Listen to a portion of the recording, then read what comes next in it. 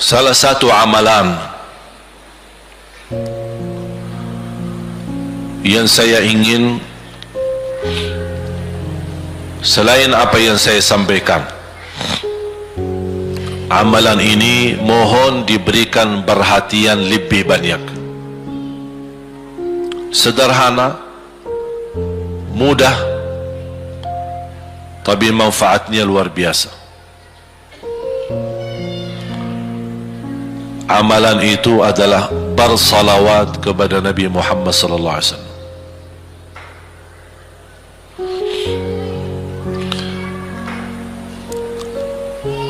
Kali ini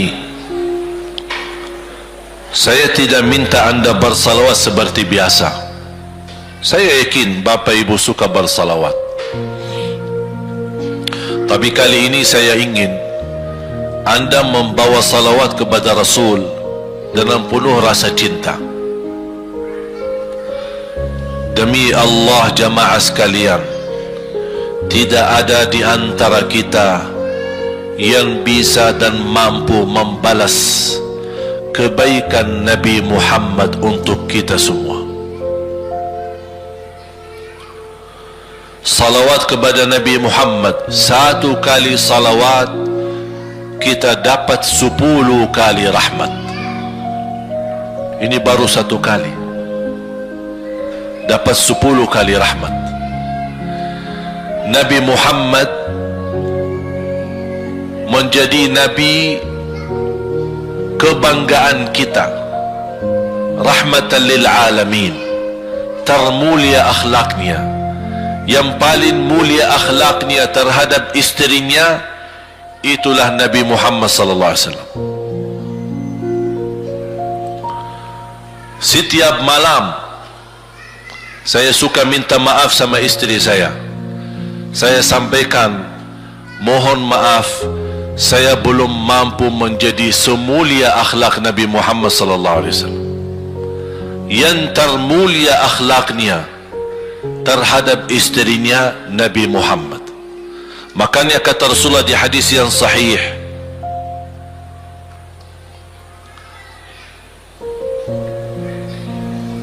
ahsanun nasi akhlaqan ahsanukum li ahli. Yang paling laki-laki yang termulia adalah laki-laki yang termulia akhlaknya terhadap istrinya. Dan Rasul juga bersabda, dan akulah yang termulia terhadap istri-istriku. Nabi Muhammad itu bukan hanya dengan salawat kita dapat 10 kali rahmat, tapi kita dengan bersalawat kepada beliau dijamin kita dapat syafaat beliau di hari kiamat. Bahasa syafaat yang kita semua sudah tahu, semua berkeinginan mendapatkan syafaat, dan semua berdoa mengharapkan syafaat Nabi Muhammad sallallahu alaihi wasallam. Tapi Bapak Ibu belum tahu sejauh mana kemuliaan syafaat yang kita tunggu yang diberi nanti oleh Rasulullah sallallahu alaihi wasallam. Syafaat Nabi Muhammad sallallahu alaihi wasallam adalah langkah yang kita harapkan, bukan hanya umat Islam, bahkan seluruh umat, Yahudi, Nasrani, Buddha, Hindu, seluruh manusia di hari kiamat mengharapkan syafaatnya yang disebut dalam hadis asy-syafa'atul kubra, syafaat yang paling agung yang Allah izinkan Nabi Muhammad untuk diberi kepada seluruh manusia, yang Islam maupun yang tidak Islam. Karena di saat hari kiamat seluruh makhluk Allah subhanahu wa ta'ala, seluruh manusia, bahkan bangsa jin, semuanya berdiri habis dibangkit oleh Allah subhanahu wa ta'ala. Semuanya berdiri di hadapan Allah menunggu hisab dimulai lebih dari 50.000 tahun. Bisa enggak terbayang berdiri berapa lama? 50.000 tahun. Dan semuanya keadaan laki dan perempuan sebagaimana baru dilahirkan. Bisa enggak Bapak Ibu terbayang? Sekarang mohon maaf, ibu-ibu yang begitu berjilbab, pakaiannya yang rapi dan sopan, Masya Allah, tertib, bersih, make up, cerah mukanya, bisa menarik perhatian. Betul nggak? Bagaimana di hari kiamat? Semuanya di satu tempat, disamakan, laki sama perempuan campur, dan semuanya dalam keadaan sebagaimana baru dilahirkan, tidak berpakaian apa-apa. Ketika Rasul menceritakan kepada Siti Aisyah pun kaget. Ya Rasulullah, laki dan perempuan sama-sama. Kefikiran Siti Aisyah kemana? Malu dilihat oleh orang. Apa kata Rasulullah SAW? Wahai Aisyah, di saat itu kesibukan manusia pandang kepada Allah Subhanahu wa ta'ala, menunggu hisab lebih daripada kefikiran yang lain. Bisa enggak terbayang? Saya yakin tidak bisa terbayang.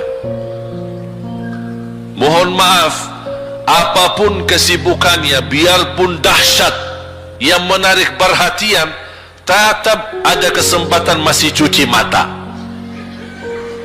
Betul enggak?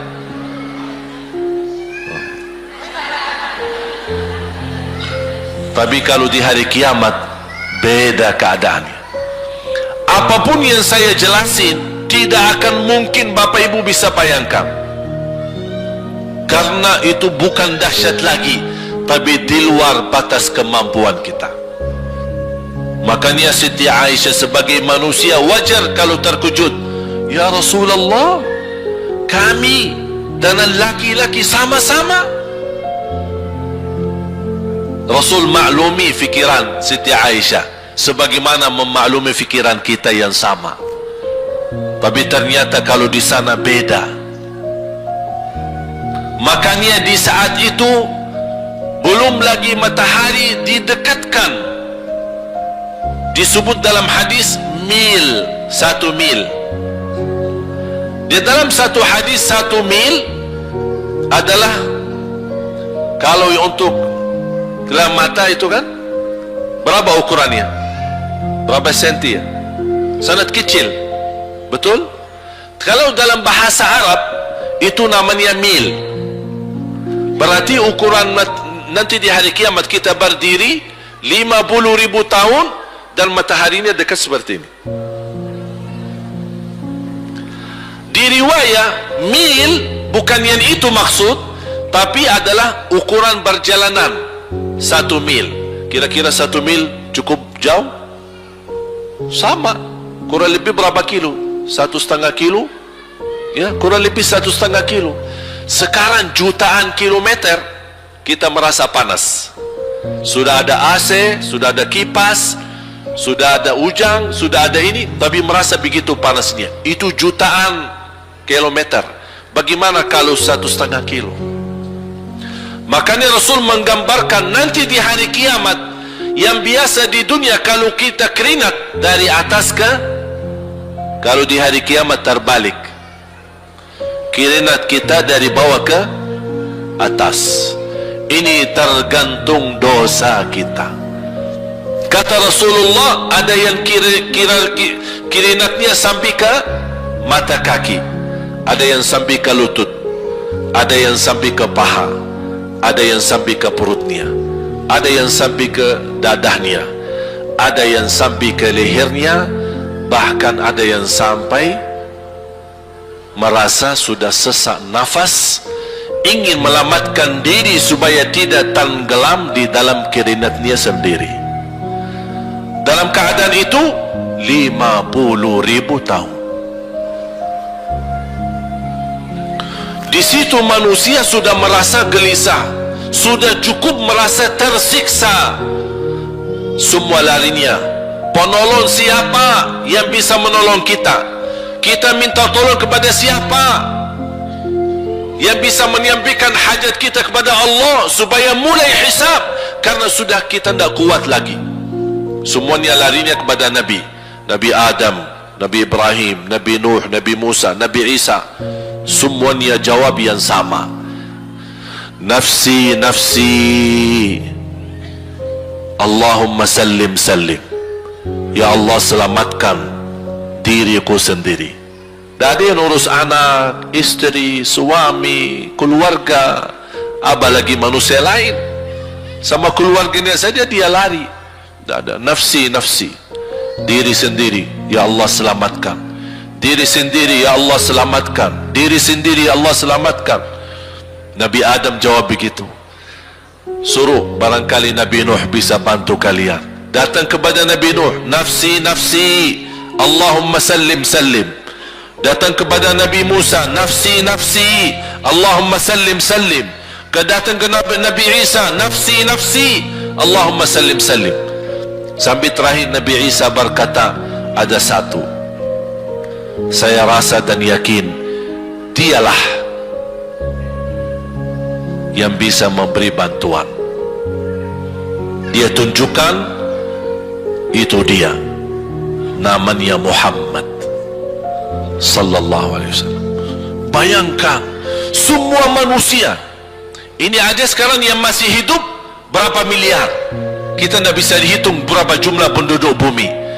Bayangkan dengan umat terdahulu, semua dikumpulkan dan semua menarah satu arah kepada Nabi Muhammad, minta tolong, ya Rasulullah, ya Muhammad, ya Habib Allah, tolong syafaatkan.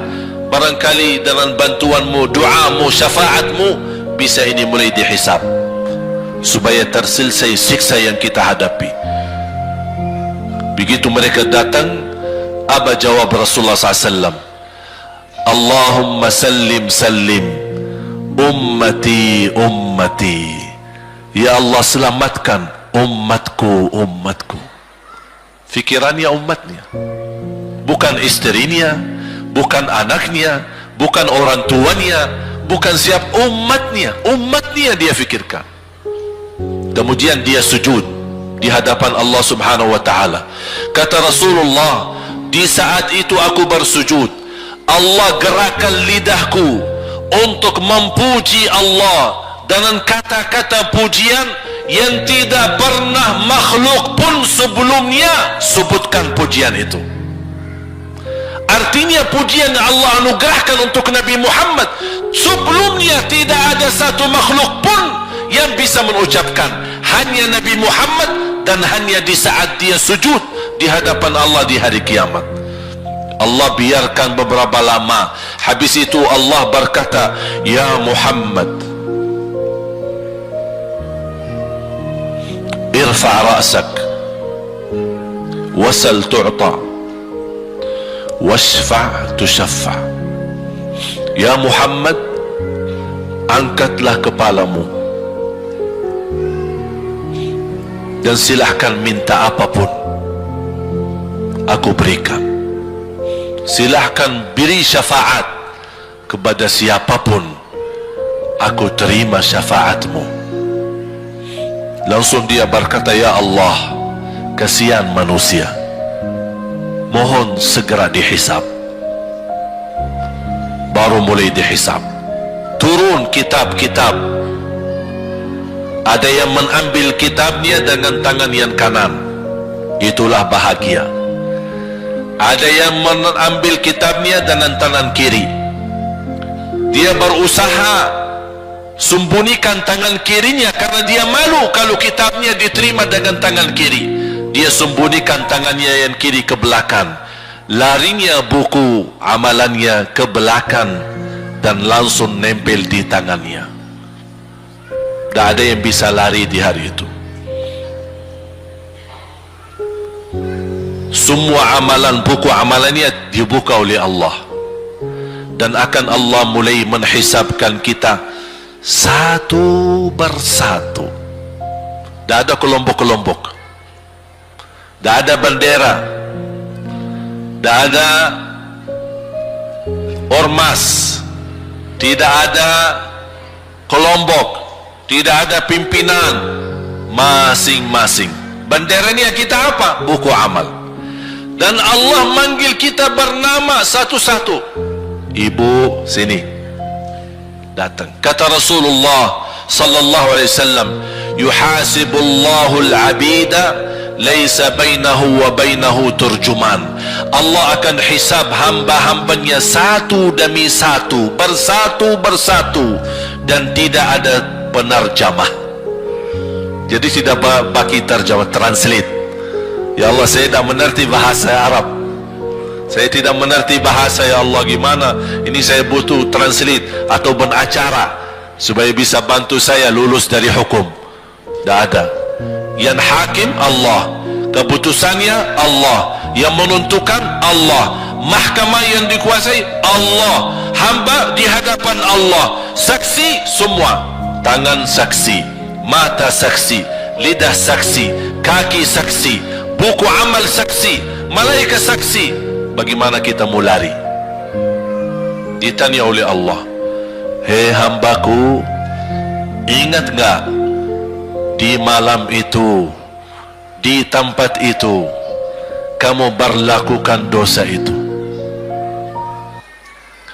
Seorang hamba yang masih memiliki iman, dia merasa dan ingat, dan dia merasa malu, dia tunduk kepalanya. Kata Allah, malu ya, malu. Tunduk, ya malu ya Allah, malu, malu. Dan subhanallah, tanda rahmat Allah, ketika Allah bertanya dengan kita, tidak ada orang lain yang bisa lihat. Supaya apa? Supaya hisab kita di antara kita sama Allah tidak terbocor kepada orang lain, supaya tidak malu sama orang lain. Allahu Akbar. Habis kita sudah ragu diri, ya Allah, saya ingat dan saya rasa salah dan saya malu. Apa kata Allah? Waktu itu kamu lakukan dosa itu, aku tutupi, aku tutupi, tidak ada yang tahu. Kita lakukan dosa ini udah sekian tahun, ada yang tahu nggak? Tidak ada yang tahu, karena kita lakukan di saat sembunyi. Kata Allah, di saat itu kamu lakukan dan kamu tahu itu dosa, tapi aku tutupi supaya kamu jangan menjadi malu di depan keluarga atau di depan sahabat. Aku tutupi. Dan aku sekarang sudah menutupi dosamu di dunia, dan sekarang aku hapuskan dan ampuni dosamu di akhirat. Allahu Akbar. Disitulah terasa anugerah ampunan Allah yang maha kuasa. Dan Allah di saat itu mampu menghukum kita. Dan kalau Allah menghukum kita, Allah tidak pernah menzalimi kita. Justru itu keadilan Allah. Tapi Allah tidak memperlakukan keadilannya, justru yang mendahulukan ampunan dan kasih sayangnya. Habis selesai hisab, harus semua tanpa kecuali liwati neraka Jahannam di atas sirat. Sirat yang panjang, yang kejam seperti pedang, yang tipis sampai tidak bisa dilihat oleh mata. Katanya tipisnya seperti, subhanallah, imam bisa jalan di atas rambutnya. Kejam lagi, masuk di atas serat, terus jalan. Di saat itu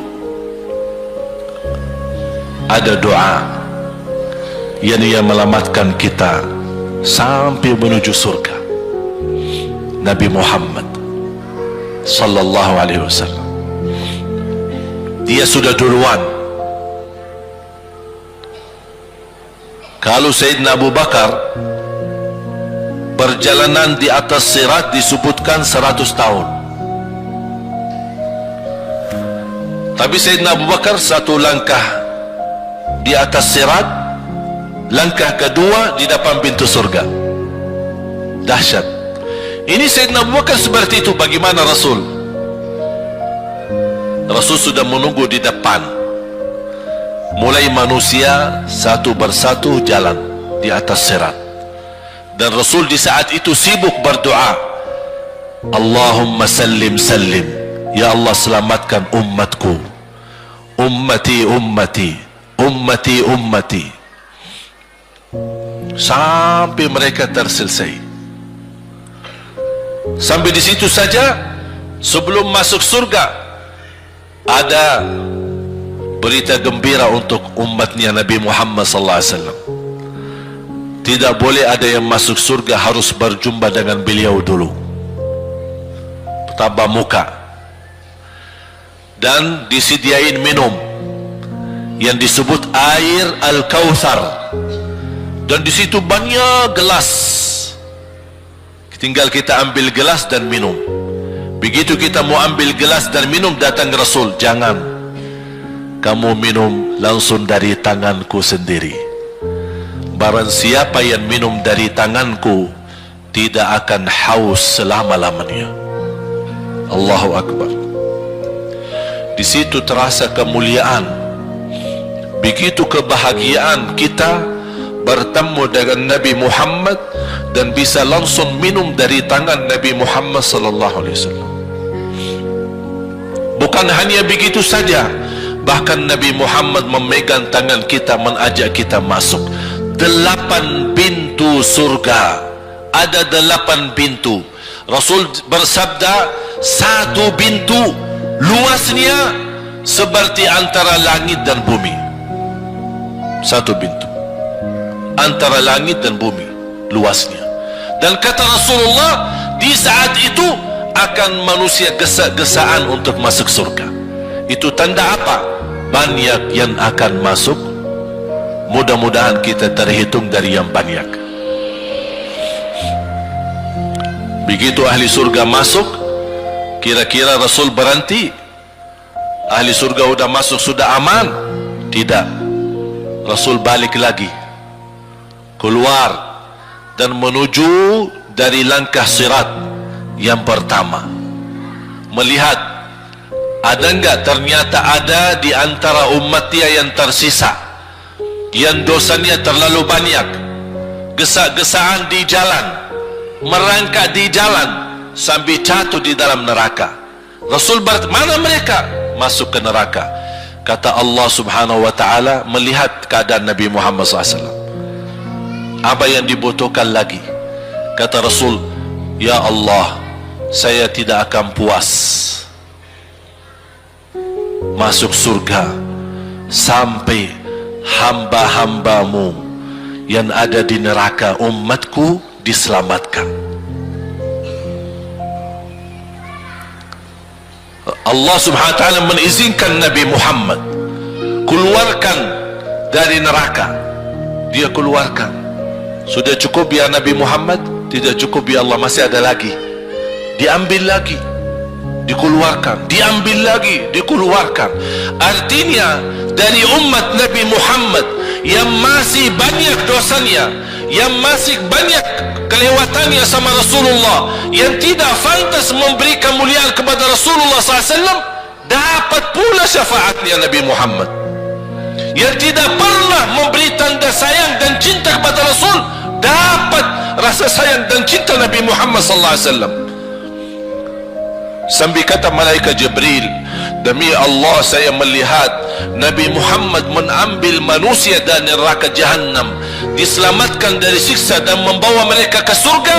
Kata malaikat Jibril, sambil aku kira tidak ada lagi yang tersisa di neraka Jahannam, saking banyaknya yang dikeluarkan oleh Rasul. Itu syafaat Rasul sallallahu alaihi wasallam. Oleh karena itu jamaah sekalian, ini yang saya ceritakan. Saya mohon kalau anda lagi bersalawat, ingat itu semua. Nabi Muhammad bukan Nabi yang biasa. Nabi Muhammad adalah Nabi yang penolong kita nanti di hari kiamat. Seandainya kita masuk neraka Jahannam, masih ada harapan kita dapat syafaat Nabi Muhammad sallallahu.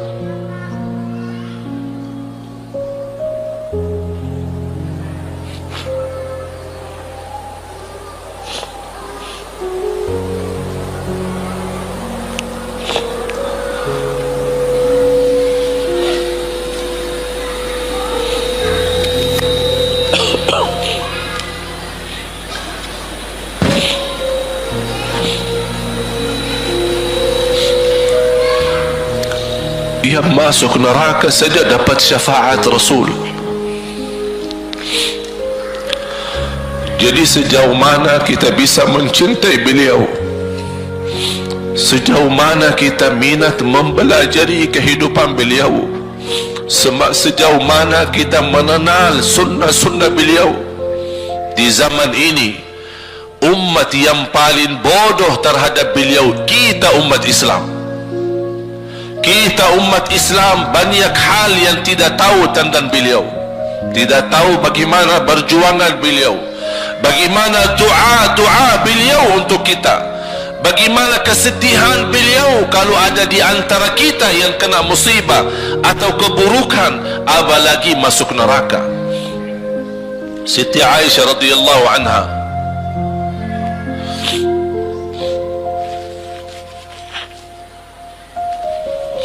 Siti Aisyah radhiyallahu anha pernah minta sama Rasul doa. Ya Rasulullah, tolong doakan saya. Rasul mendoakan, Allahumma ighfir li Aisyah ma taqaddama min dhanbiha wa ma ta'akhkhar, ma qaddamat wa ma akharat, wa ma asarrat wa ma a'lanat. Ya Allah, ampunilah dosa-dosa istriku Aisyah, dosa yang lama, dosa yang baru, dosa yang terang-terangan maupun dosa yang tersembunyi. Siti Aisyah menaminkan doa Nabi Muhammad dan menangis dan bangga dan senang. Saking senangnya, saking bahagianya, dia tertawa sambil Rasul melihat Siti Aisyah. Senang wahai Aisyah? Apakah kamu senang dengan doaku? Kata Siti Aisyah, bagaimanakah aku tidak senang? Aku justru merasa bahagia dengan doamu untukku ya Rasulullah. Apa kata Rasul? Ketahuilah wahai Aisyah, ketahuilah doaku yang baru ini untukmu, itulah selalu doaku untuk umatku di setiap salat. Itu doa Nabi kita buat kita. Setiap beliau salat mendoakan kita, ya Allah, ampuni dosa umatku, dosa yang lama, dosa yang baru, dosa yang sembunyi, dosa yang terang-terangan. Setiap salat itu doa Nabi kita, Nabi Muhammad SAW, untuk kita semua. Apa yang diminta oleh Rasul? Rasul tidak minta banyak dari kita. Salah satu yang diminta oleh Rasul dan memohon, satu itu berbanyak, itu satu-satunya yang Rasul minta banyak. Selain itu Rasul tidak pernah minta banyak. Satu-satunya Rasul minta banyak. Apa? Salawatlah kepadaku, berbanyaklah salawat kepadaku. Mengapa Rasul minta berbanyaklah salawat kepadaku? Kenapa tidak minta amalan yang lain untuk dibanyakkan salawat atau amalan yang lain? Mengapa hanya salawat? Rasul berpesan berbanyaklah salawat kepadaku, karena Rasul tahu dengan kita berbanyak salawat kita akan dijamin dapat syafaat beliau, dan itulah beliau yang diinginkan. Bukan hanya dapat syafaat, bahkan Rasul sendiri bersabda, aqrabukum minni majlisan yaumal qiyamah, yang paling dekat kepadaku hari kiamat, yang paling banyak salawat kepadaku. Bahkan berita gembira bagi seorang hamba umat Nabi Muhammad SAW, akthiru alayya minas salati yaumal jumu'ati wa laylataha fa inna salatakum tablughuni haitsu kuntum. Ini keistimewaan, khusus, kelebihan, amalan yang utama, bahkan yang terutama di hari Jumaat dan di malam Jumaat. Fokus hanya bersalawat kepada Rasul. Mengapa? Karena Rasul yang berpesan, Rasul yang minta. Rasul berpesan, berbanyaklah salawat kepadaku malam Jumaat dan hari Jumaat. Mengapa ya Rasulullah khusus hari Jumaat dan malam Jumaat?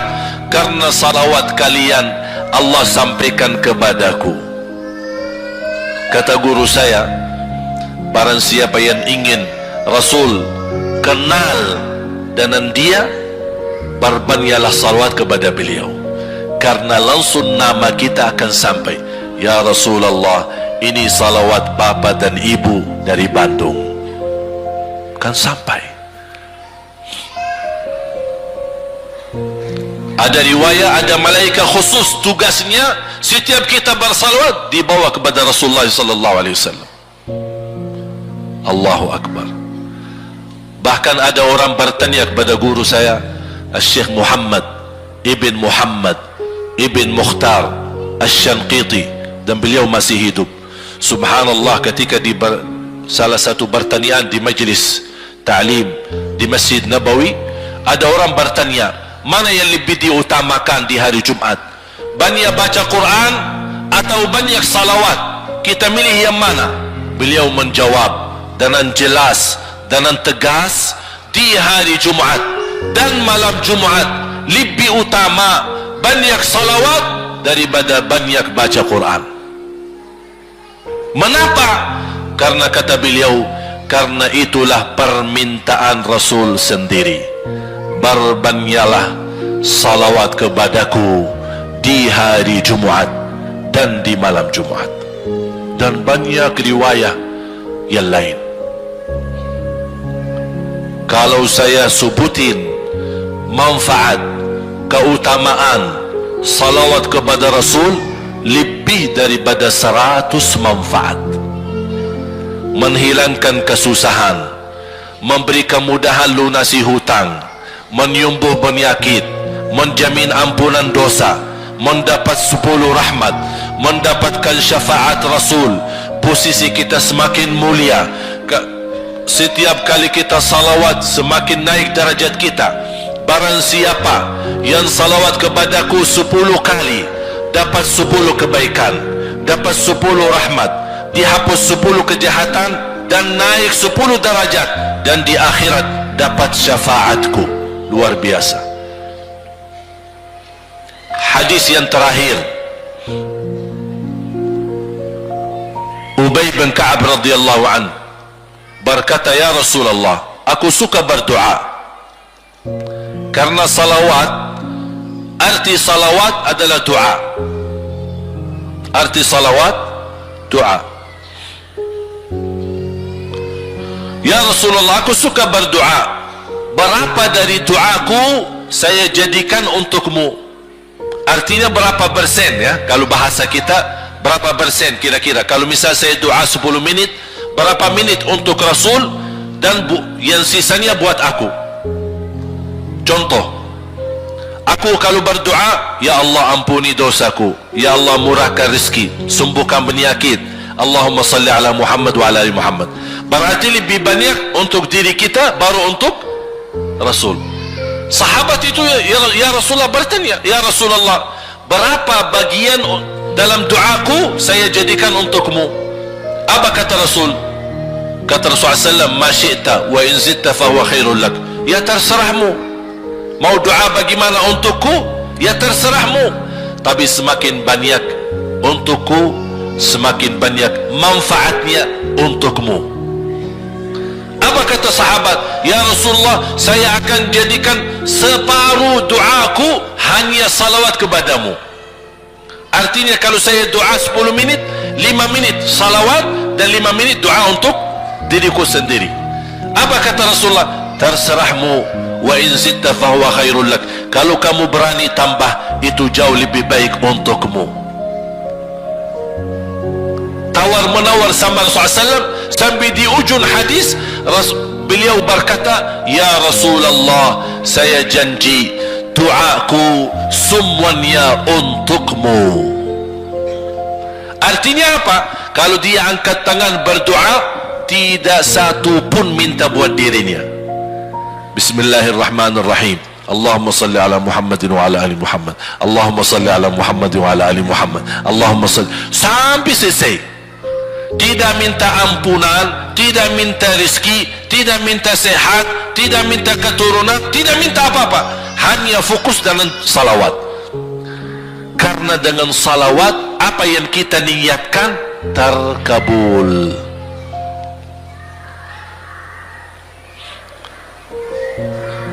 Saya dapat dari guru saya, nanti saya akan ceritakan bagaimana cara berdoa. Kata sahabat, ya Rasulullah, saya akan jadikan doaku hanya salawat kepadamu. Apa jawab Rasulullah SAW? Idzan taf'al yukfa hammuk wa yughfaru dzambuk wa tuqda hajatuk.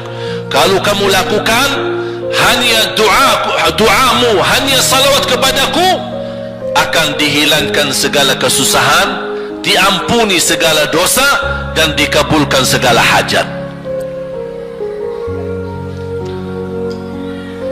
Kata ulama, apa yang diharapkan oleh manusia? Hidup di dunia tambah susah dan hidup di akhirat tambah dosa. Betul? Itulah kita dapat dengan salawat kepada Nabi Muhammad SAW. Berdoa, ketika anda berdoa, contohnya seperti ini. Setiap anda berdoa, biasa mulai dengan bismillah dan memuji Allah Subhanahu wa ta'ala. Cukup satu kata memuji Allah dalam segala pujian, alhamdulillahi rabbil alamin. Segala puji bagi Allah. Ini mewakili semua pujian yang lain. Asmaul husna, segala sifat agung, segala kemuliaan diwakili oleh satu kata, alhamdulillahi rabbil alamin. Kata sederhana, kata tidak terlalu panjang, tapi maknanya sangat luas. Oleh karena itu boleh diulangi berkali-kali, alhamdulillahi rabbil alamin, alhamdulillah, sampai benar-benar merasa di hati. Karena ini ucapan mewakili segala pujian yang kita ingin sampaikan kepada Allah. Karena ada pujian yang kita ingat, ada pujian kata-kata yang kita tidak hafal. Dan alhamdulillahi rabbil alamin mewakili segala pujian kepada Allah Subhanahu wa ta'ala. Kemudian bersalawat, Allahumma salli ala Muhammadin wa ala ali Muhammad kama sallaita ala Ibrahim wa ala ali Ibrahim innaka Hamidum Majid. Silahkan doa, ya Allah, ampunilah dosaku. Allahumma salli ala Muhammadin wa ala ali Muhammad. Ya Allah, sembuhkan penyakitku. Allahumma salli ala Muhammadin wa ala ali Muhammad. Ya Allah, berikan kepada aku anak yang salih salihah. Allahumma salli ala Muhammadin wa ala ali Muhammad. Jadi setiap langkah doa diawali dan diakhiri salawat. Faham? Subhanallah, wallahi dahsyat. Saya tidak bisa cerita apa lagi. Mau cerita apa lagi? Wallahi dahsyat. Saya tidak pernah istiqamah mengamalkan doa seperti ini. Alhamdulillah, selalu terkabul. Bahkan nyata Allah kasih, udah selesai. Wallahi jamaah sekalian, salawat kepada Nabi Muhammad bukan budaya, bukan kebiasaan, tapi amalan yang sangat manfaat buat keselamatan kita, kebahagiaan kita di dunia maupun di akhirat. Bahkan keselamatan buat anak kita, salawat kepada Nabi Muhammad SAW. Terakhir sekali lagi, ketika anda bersalawat, apa yang saya cerita tadi tolong dihadirkan dalam fikiran. Siapa Nabi Muhammad itu? Nabi Muhammad penolong kita di hari kiamat. Nabi Muhammad yang membawa syafaat untuk kita. Nabi Muhammad yang menunggu kita di surga. Nabi Muhammad yang membela kita di saat kita berdiri di hadapan Allah. Nabi Muhammad yang akan membantu mendoakan kita saat jalan di atas sirat. Nabi Muhammad yang mendampingi kita nanti ketika kita minum dari air Al-Kautsar. Nabi Muhammad yang menemani kita masuk ke dalam surga. Nabi Muhammad yang tidak pernah lupa sama kita. Makanya ketika anda bersalawat dan membawa perasaan dan membawa penghayatan ini, insya-Allah jemaah sekalian akan terasa, ya Allah, ternyata indahnya salawat kepada Rasul. Karena sudah kontak di hati. Apalagi kalau anda begitu salawat dan salam, Rasul jawab. Rasul jawab kita, Waalaikumsalam ibu. Tapi cuma kita tidak dengar. Dia dengar salawat kita, dia dengar salam kita, tapi kita tidak mendengar jawab beliau. Allahu Akbar. Wallahi kalau bisa kita rasakan, wallahi ibu bapak akan sendiri menangis tanpa merasa. Sendiri, kok tiba-tiba nangis, kok tiba-tiba kok tidak bisa tahan diri. Karena Nabi Muhammad itulah yang semestinya sudah menguasai hati kita, sudah ada di hati kita, sudah mempenuhi rasa cinta di dalam hati kita. Makanya kata Rasulullah, tidak sempurna iman seorang sampai dia mencintaiku lebih dari ibunya, lebih dari bapaknya, lebih dari anaknya, lebih dari hartanya, bahkan lebih dari dirinya sendiri. Baru sempurna imannya. Bagaimana kita bisa mencapai kesempurnaan iman seperti ini? InsyaAllah dengan bersalawat, dengan membawa perasaan, membawa kehadiran cerita-cerita yang sama-sama kita belajari, baru akan terasa di dalam hati posisi Nabi Muhammad akan semakin besar, semakin mulia di hati kita. InsyaAllah semakin mulia di hati kita, InsyaAllah akan semakin semangat beribadah, semakin semangat mendekati, semakin semangat mempelajari, dan semakin InsyaAllah menjadi baik di mata Allah dan InsyaAllah baik di mata manusia. Amin ya Rabbal Alamin.